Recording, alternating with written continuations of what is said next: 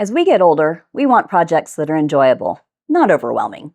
That's why today we're building a straightforward, wall-mounted kids' bookshelf. 4 shelves, just a few cuts, and a finished piece that will have kids reaching for books every day. Hi there. Welcome to Dansbee Designs. I'm Cale. If you're over 50 and looking for woodworking projects that are practical and fun, you're in the right place. Today, we're building this Montessori-style wall-mounted bookshelf. It's the perfect little shelf for children's books with the covers facing out so kids can easily see and choose the books they want to read. It's a great beginner project. Light wood, straight cuts, and simple assembly using pocket hole screws. Time for some sawdust. Let's start by cutting all of our pieces to size. I'm using S4S pine in this project because it's readily available and easy to work with for projects that only require crosscuts. Feel free to use whatever wood you prefer. In future episodes, we'll go deeper into wood selection and help you plan for your first trip to the hardwood lumber dealer near you. In the meantime, S4S stands for Surfaced 4 Sides. That means that the board has been planed smooth on all 4 sides, the 2 wide faces and the 2 narrow edges. Some advantages of this are that it's ready to use right off the rack. It's smooth, it's square, and it gives a consistent thickness. This is great for beginner projects or small projects where you don't want to spend time milling. There are some drawbacks to this kind of wood. S4S costs more than rough lumber because you're paying for this surfacing, and you have less flexibility to mill it down because it's already at its final dimensions.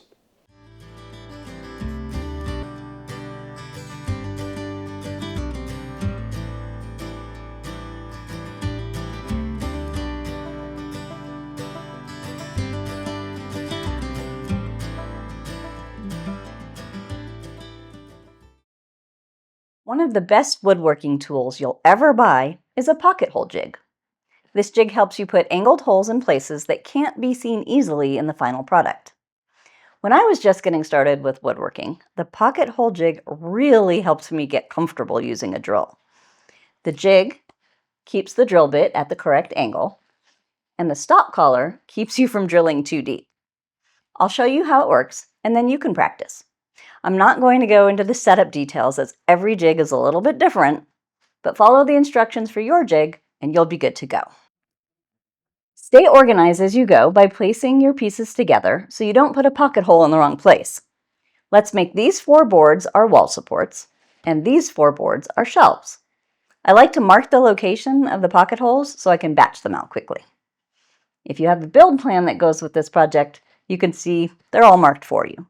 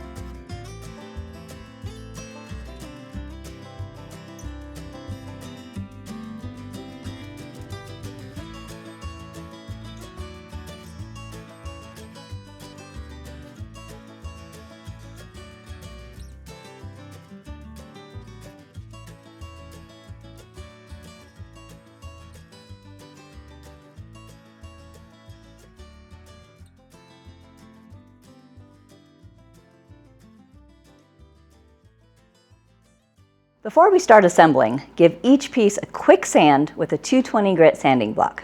You don't have to make it perfect, but knock down the edges so it feels safe for those little hands. If you plan to apply a finish, like paint or stain, be sure to sand it smooth all over. Hey, before we start putting these shelves together, let me just share a couple of tips and tricks with you about how not to put these things together the wrong way. I've done this so many times, it's so easy to do. You get these boards with pocket holes in different places and they get turned around and you're not entirely sure what goes where. It's a good idea to take a few minutes and just orient yourself so you know what you're putting together. So for example, our shelves have the 4 pocket holes, 2 in each end. Our wall supports have 3 pocket holes that go in them. So when you put them together, and let's say you're using some glue and you run your pocket hole screws in there, well, now this is the decorative part of the shelf and you can see that the pocket holes are visible. This board actually needs to be 180 degrees flipped with the pocket hole screws going in back here, and now you've got a nice decorative shelf. So if you have the build plan that goes along with this project, there's a link in the description if you're interested in that.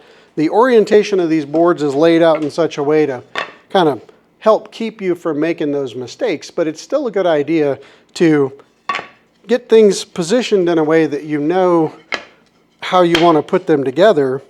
And the benefit to these pocket hole screws is that you're likely going to mount your Montessori-style bookshelf a little lower to the floor so your toddler can find their favorite book.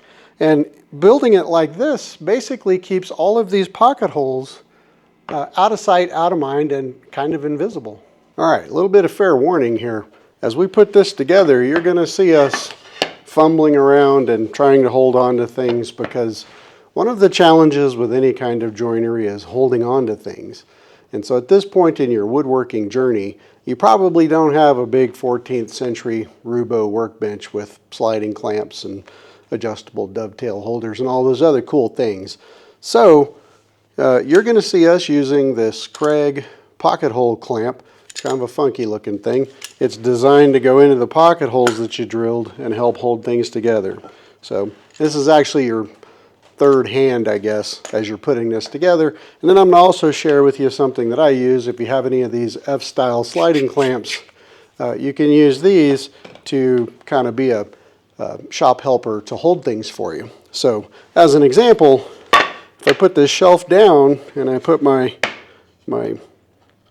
wall support on it, now I've got to rotate this so I can kind of hold it like this and also get a screw gun into it to be able to run the screw into the board. So you're going to see us fumbling around with this, and you're going to fumble too, and it's totally okay. It takes time to get used to using these tools, and the more you find ways to make helpers of the tools you already have, the better off you'll be. So what I'm going to do is I'm going to aim to see if I can get this board flat right here and get my third hand into the pocket hole and then clamped, and now that'll stay there, and now my third hand is holding on to things for me, but it's still turning and wanting to fall over. So what I can do is I can use one of these F-style clamps to just laying flat on the table, squeeze it in like this, and now I have another helper who's holding the boards for me. So what I can do is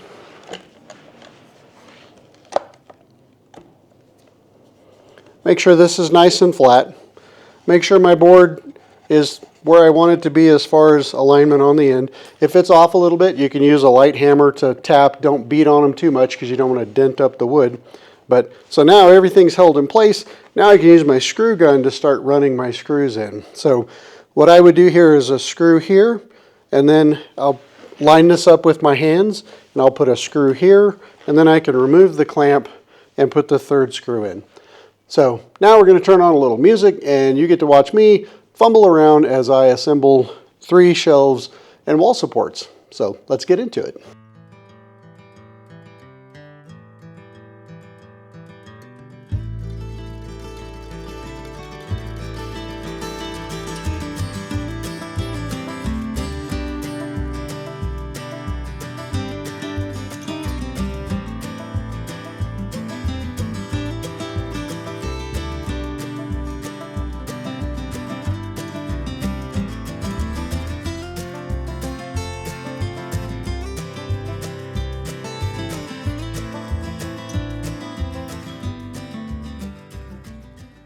Lay the side rails side by side and then mark them as follows.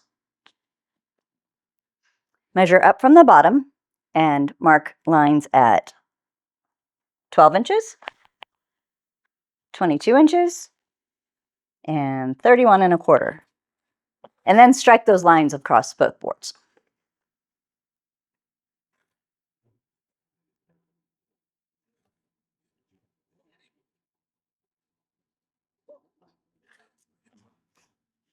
Put a little wood glue on the end of each shelf. We're going to skip that for filming purposes. Line the bottom of the shelf up with the marks on your rails and drive in the screws from the bottom of the shelf. Depending on the thickness of your boards, you may need to use 1-inch pocket screws instead of 1 1/4. Repeat this for each shelf.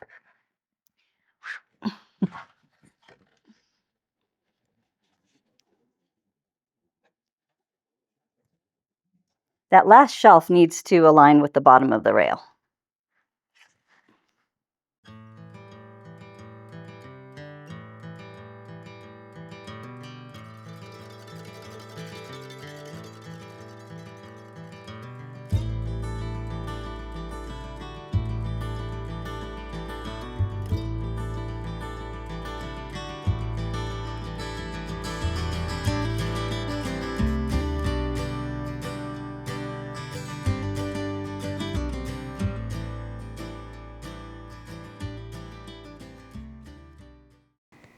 Now rotate the assembly 180 and do the same thing on the other rail.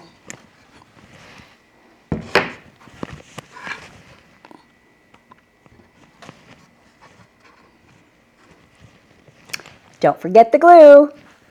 Remember, this doesn't have to be perfect. It's about making something useful and personal. The kids won't care if the shelves are a little crooked. Now, to keep the books from falling off the shelf once it's mounted on the wall, we're going to install these 1x2s on the front above each shelf. This completes that Montessori-style look and keeps the children's books from falling off the shelf. If you have a brad nailer, feel free to use that for this part. Otherwise, 60 finished nails and a nail set will also do the trick. I'm going to show you both ways.